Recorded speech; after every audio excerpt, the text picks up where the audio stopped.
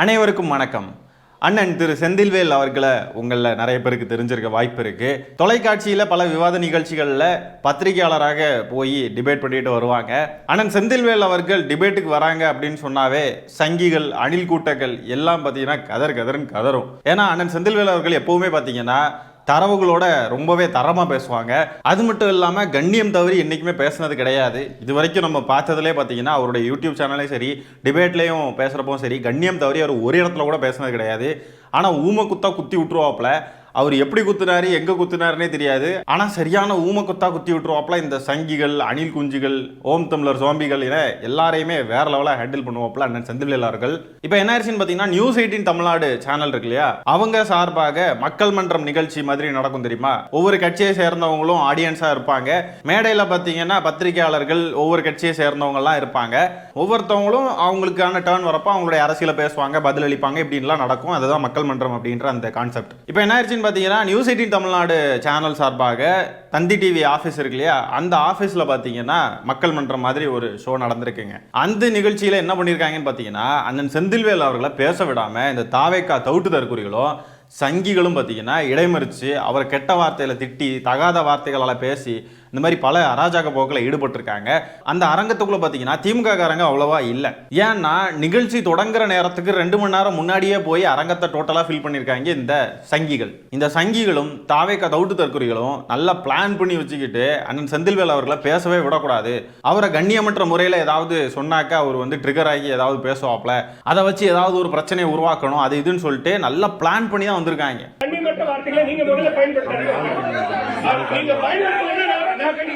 நீங்க பயன்படுத்தலன்னா நான் கண்டிப்பேன். நீங்க முதல்ல அங்கிருந்தா வந்தது, முதல்ல குரல் அங்கிருந்தா வருகிறது. உட்காரு உட்காரு, கண்டிப்பான வார்த்தைகளை பயன்படுத்தும். உட்காரு நடத்த விட மாட்டாங்க.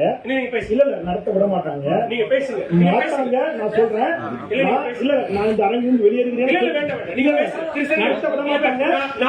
அதுக்கப்புறமா அண்ணன் செந்தில்வேல் அவர்கள் பாத்தீங்கன்னா இவனுக்கு பேச விட மாட்டானுங்க எப்படியும் அப்படின்றத புரிஞ்சுக்கிட்டு அவரு அரங்கத்தை விட்டு வெளியே போயிருக்காரு.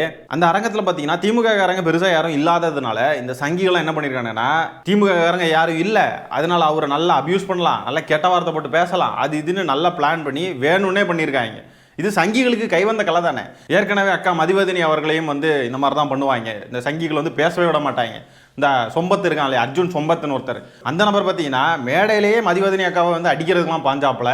இந்த சங்கிகளுக்கு தெரிஞ்சதே இவ்வளோதான். அவனுங்களால கருத்தாக பேச முடியாது, அரசியல் பேச முடியாது, அவனுங்களால டிபேட் பண்ண முடியாதுன்னு தெரிஞ்சு போச்சுன்னா நேராக அபியூஸ் பண்ண ஆரம்பிச்சிருவானுங்க.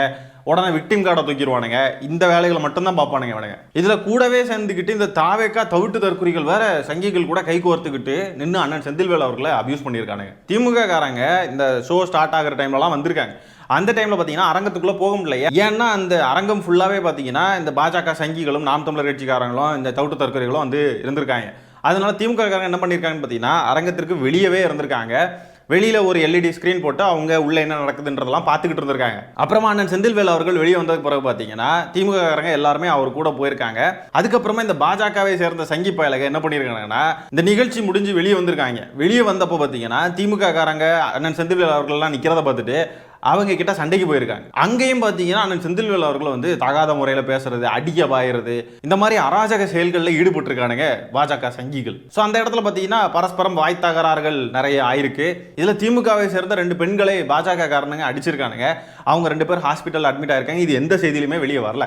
ஆனால் பாஜக சங்கிகள் என்ன பண்ணியிருக்கானுங்க பாருங்க, அவங்களை யாரும் அடிக்கவே இல்லை, சட்டையெல்லாம் கிழிச்சிக்கிட்டு ஹாஸ்பிட்டலில் போய் அட்மிட் ஆயிருக்காங்க. ஹாஸ்பிட்டலில் வேற பயங்கரமாக கேவலப்படுத்தியிருக்காங்க. இங்கே வந்து நாடகம் போட்டுக்கிட்டு இருக்கீங்க ஹாஸ்பிட்டலில், எங்களுக்கு வேற வேலை இருக்கு, தள்ளி போங்க அப்படின்ற மாதிரிலாம் வந்து திட்டி அனுப்பி விட்டுருக்காங்க.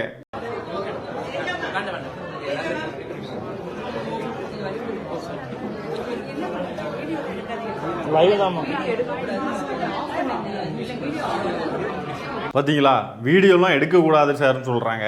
ஆனாலும் அங்கேருந்து வீடியோ எடுத்துக்கிட்டு இருக்கானுங்க இந்த சங்கிகள். நல்லா நடிக்கணும், நடித்து மக்களை ஏமாத்தலாம் ட்ரை பண்ணுறானுங்க திருட்டு பசங்க. இதெல்லாம் இங்கே எடுபடவே செய்யாது இந்த நாடகம்லாம் அப்படின்றது அவங்களுக்கு தெரியல.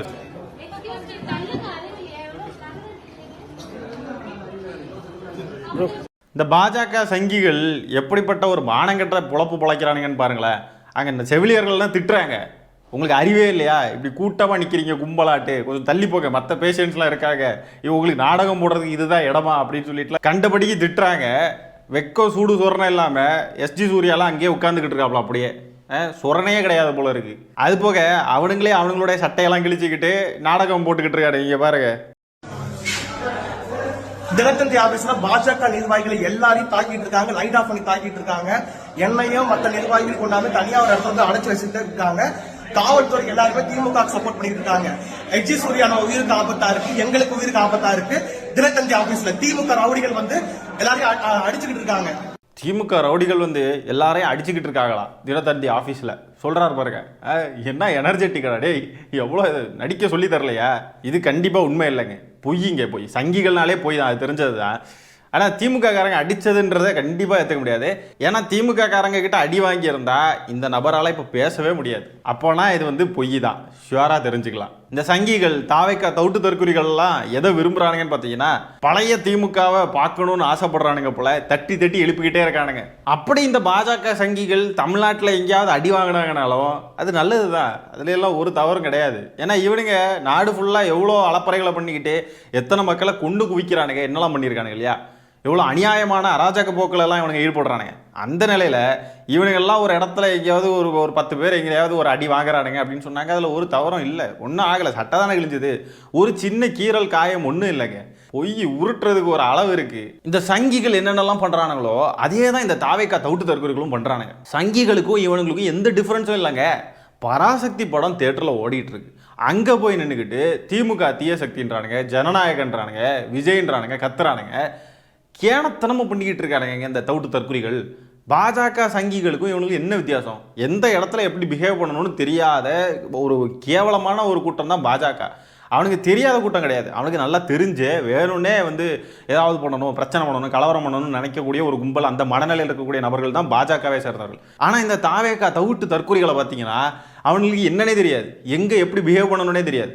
இங்கே பாருங்களேன், தேட்டரில் பராசக்தி படம் ஓடுறதுக்கு முன்னாடி அங்கேருந்து திமுக தீய சக்தி திமுக தீய சக்தின்னு கடந்து ஒப்பாரி வச்சு அழுதுகிட்டு இருக்கானுங்க.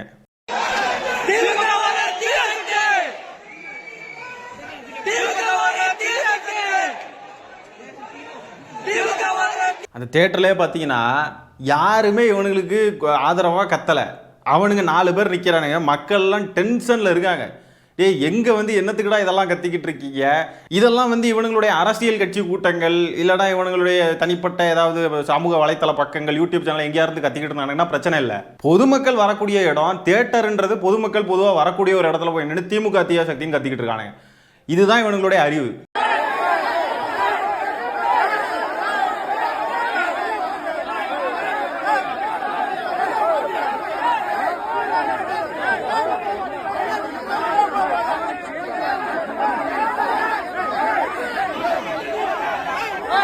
இப்படி தாங்க வாய் வாக்குவாதங்கள் தாங்க நடந்துட்டு இருந்திருக்கு. ஆனால் இந்த பாஜக சங்கிகள் எவ்வளோ பொய் பொய்யா பரப்புறானுங்கன்னு பாருங்க.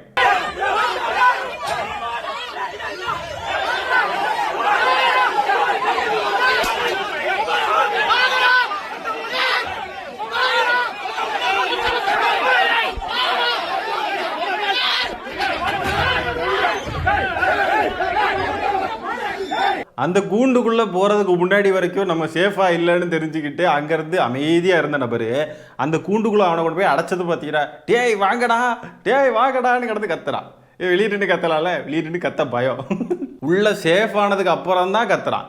இவனுங்கெல்லாம் எப்படின்னா, இவனுங்க எந்த பிரச்சனைகளையும் போய் அடியெல்லாம் வாங்க மாட்டானுங்க. இவனுங்க நல்லா இந்த சும்மா இருக்கிற பசங்களையெல்லாம் ஏவி விட்டு அவனுங்க மண்டை உடச்சி அவனுங்க சாவறத அவனுங்களை வந்து சாவடிச்சிருவானுங்க. இவனுங்கெல்லாம் நல்லா சேஃப் ஜோனுக்கு போயிடுவானுங்க.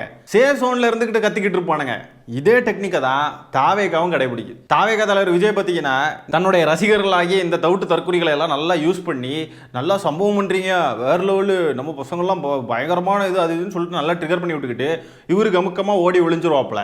ஆனால் கேஸ் வாங்கிட்டு கோர்ட்டு கேஸு ஜெயிலுன்னு கடந்து அலையிறதெல்லாம் பார்த்தீங்கன்னா தவுட்டு தற்குறிகள் தான். இந்த சங்கிகளாவது நம்ம என்ன பண்ணுறோம் ஏது பண்ணுறோம் தெரிஞ்சே வேணும்னே பண்ணுறானுங்க. ஆனால் இந்த தவுட்டு தற்குறிகள் பார்த்தீங்கன்னா யாரை எதிர்க்கிறோம், எதுக்கு எதிர்க்கிறோம், அவங்க என்ன பண்ணாங்க, என்ன ஏதுன்னே தெரியாமல் கண்ணை மூடிக்கிட்டு எதிர்ப்பானுங்க. சொல்லப்போனால் சங்கிகள் எவ்வளோ மோசமானவர்கள், ஆபத்தானவர்களோ அதை விட பல மடங்கு ஆபத்தான மோசமானவர்கள் இந்த தாவேக்கா தவிட்டு தற்குறிகள் தான். கலவரத்தை தூண்டுற மாதிரி எதையாவது பண்றது, ஒரு இடத்துல ஒரு பதட்டமான சூழல் உருவாக்குறதுக்கான அத்தனை விஷயங்களையும் பண்றது, இப்படிப்பட்ட விஷயங்களெல்லாம் இந்த சங்கிகள் பண்ணிக்கிட்டு அதுல ஏதாவது ஒரு அசம்பாவிதத்தை நிகழ்த்திக்கிட்டு, பாருங்க இப்படி ஆகி போச்சு, எங்களுக்கு வாக்களிங்க, பாருங்க எங்களுக்குலாம் எவ்வளவு கஷ்டம் கொடுக்குறாங்க பாருங்க, இப்படியெல்லாம் வந்து நாடகமாடி தான் வடநாட்டில் பாஜக வந்து ஆட்சியெல்லாம் பிடிச்சிருக்காங்க. தமிழ்நாட்டில் அதே மாதிரியே பண்ணணும்னு நினைக்கிறாங்க. அது இங்கே எடுபட மாட்டேங்குது. அதுலேயும் குறிப்பாக அண்ணன் செந்தில்வேல் அவர்கள் அப்படின்னு வரப்போ அவர்கிட்ட எதிர்வாதம் வைக்கிறதுக்கே இவங்களுக்கு டேட்டாவும் கிடையாது, ஒரு மண்ணும் கிடையாதுன்றதுனால என்ன பண்ணுறதுன்னு தெரியாமல் இப்படி குறைச்சிக்கிட்டு கத்திக்கிட்டு அப்யூஸ் பண்ணிக்கிட்டு இந்த மாதிரி கொலைவெறி தாக்குதல் நடத்துறதுக்கு முற்பட்டுக்கிட்டு இப்படிலாம் இருக்கானுங்க. இந்த விவகாரத்தில் அண்ணன் செந்தில்வேல் அவர்களுக்கு நாம் எல்லாருமே ஆதரவாக துணை நிற்போம். இந்த பாஜக சங்கிகளும் தவிட்டு தற்குறிகளும் இந்த மாதிரி அராஜக போக்கில் ஈடுபட்டதை பற்றி நீங்கள் என்ன நினைக்கிறீங்கன்றதை கமெண்ட்ஸில் பதிவு பண்ணுங்க. இந்த காணொலியை நான் அதோட நிறைவு செய்கிறேன். நன்றி, வணக்கம்.